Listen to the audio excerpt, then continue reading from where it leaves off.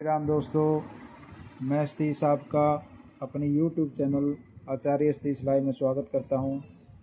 दोस्तों, हमने कल पंच महापुरुष योगों में से रोचक नाम के योग के बारे में पढ़ा था। आज हम पंच महापुरुष योगों में से बुध के द्वारा निर्मित भद्र नाम के योग के बारे में पढ़ रहे हैं, जो कि इस प्रकार बनता है। यदि बुध ग्रह मिथुन या कन्या राशि में स्थित होकर केंद्र में हो तो भद्र नाम का योग उत्पन्न होता है और यह योग बहुत ही महत्वपूर्ण होता है। दोस्तों, इसके बड़े ही शुभ फल हैं, उनके बारे में आपको मैं बताता हूँ।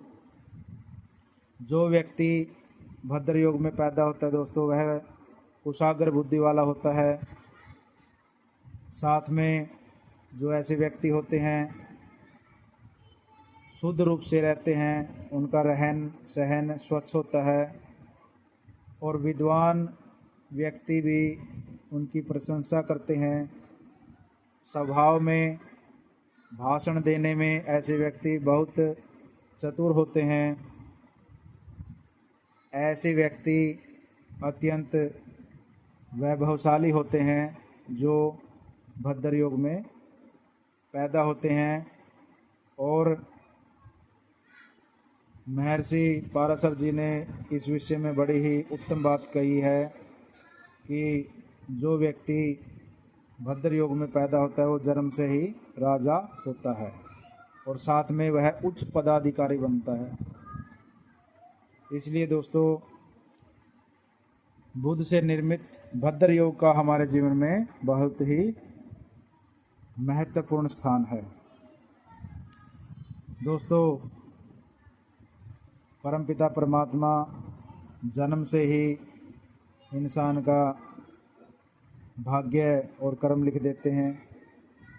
मनुष्य जैसी जैसी दशाएं आती हैं वैसा वैसा फल प्राप्त करता है, लेकिन कर्म का अधिकार अपने मनुष्य के पास में है। इसलिए हमें शुभ कर्म करने चाहिए और कर्मों के द्वारा ही हमारा भाग्य का निर्माण होता है।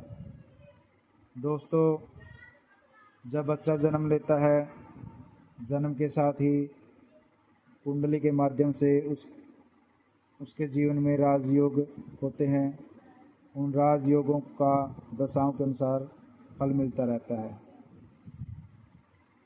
जो प्रारब्ध होता है मनुष्य का, उसके द्वारा उसका जन्म होता है और उन योगों में पैदा होता है। और जो आगे कर्म करता है, कर्मों से ही प्रारब्ध का निर्माण होता है। इसलिए हमेशा शुभ कर्म करते रहना चाहिए। आज की वीडियो में दोस्तों इतना ही, और आप सब सहयोग किया करो। जय श्री राम। आज के लिए इतना ही।